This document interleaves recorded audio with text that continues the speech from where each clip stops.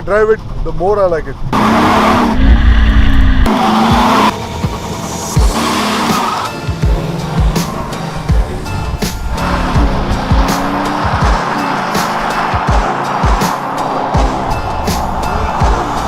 Well, who would have thought a Maserati diesel? And this is their first attempt at it. But the strange part is that there is no diesel badging on the Ghibli, nowhere to be found. There is not a single diesel or a D badge on the Ghibli, not at the back, nor on the side, nor on the engine bay. But the only place where the giveaway is that the Ghibli is a diesel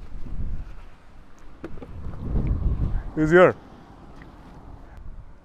Okay, speaking of the refinement, as we know that the Ghibli is a diesel, this is absolutely refined for a diesel, and whatever the vibrations right now, as we are in P mode and idling, the vibrations felt through the steering wheel are absolutely minuscule, and whatever the vibrations are of a higher frequency and a lower amplitude nature. So that doesn't actually count for vibrations, I think. The credit also goes to the soundproofing in the engine bay, and Maserati have also provided a double wall air gap insulated exhaust manifolds, which actually make the Maserati diesels extremely refined. But to put in some numbers now, this is a 3-liter V6 offering 275 horses with 600 Newton meters of torque. And it is this torque that the engine is all about. And all 600 Newton meters of torque is accessible at a low 2000 RPM. It's like the more I drive it, the more I like it. The more I want to push it harder, the more I want to actually go towards the red line, which is actually free revving for a diesel. But the torque is not the only special thing about this diesel. This diesel is something more than that. This diesel is about the feel. And to complement the feel, it's about the sound as well. Well, hear this.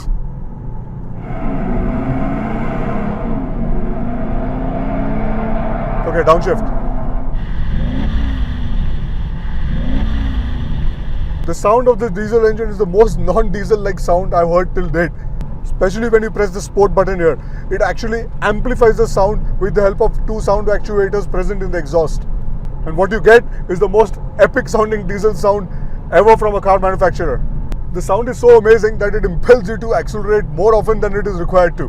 But there is a flip side to it, because there is a bit of cabin drone which you can hear at lower RPMs, but this drone disappears as soon as you drop a couple of gears and rev the engine hard.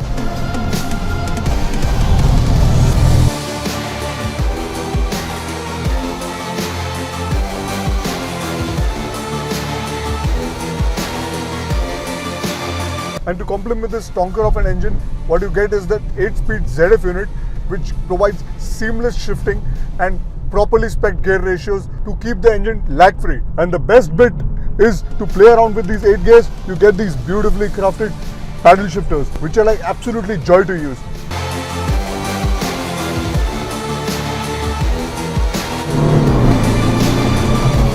Coming to the suspension, the Ghibli offers 3 options: the base, the sport. The sport gets Koni mechanically adaptive suspension, and the third option is the Skyhook, which comes with electronically adjustable suspension. Though this doesn't have the Skyhook, but it's pretty damn good. The sport suspension definitely did not have ride quality in mind while it was being designed, because the car feels solid and planted in the setup. It has excellent body control and reaction to the steering inputs. So the sport suspension does definitely offer a very sporty and a stiff ride, and definitely the ride quality is not that great. The benefit of doubt should actually go to the Ghibli here, because our test car here is actually pre-configured with a 19-inch setup. The Ghibli offers a standard rim size of 18-inch, which is having a 235/50 R18 tire size. So my tip is, if you are actually looking in for the ride quality bit, go in for the standard setup. Not only the driving experience with the Ghibli has an edge over the Germans, but also in the way it looks. The front is very imposing with this huge shark mouth grille and the iconic Maserati Trident logo. Also, I particularly like the character line which is connecting the headlamps and slashing into the grille. Coming to the side profile, I do love these signature triple air vents on the side, but not sure if they are actually functional because they sit right behind the wheel well and are placed over a metal frame. Followed by the bulging muscular shoulder line, which is complemented by this 3D Maserati logo, which is definitely a very nice and emotional design element. The rear is not as special an angle to look at in the Ghibli, but definitely these quad exhaust tips do add a lot of muscle. Okay, now coming to the interiors. I really love the interiors, the way it has been crafted together. It is having that Italian design flair to it, but at the same time being very modern.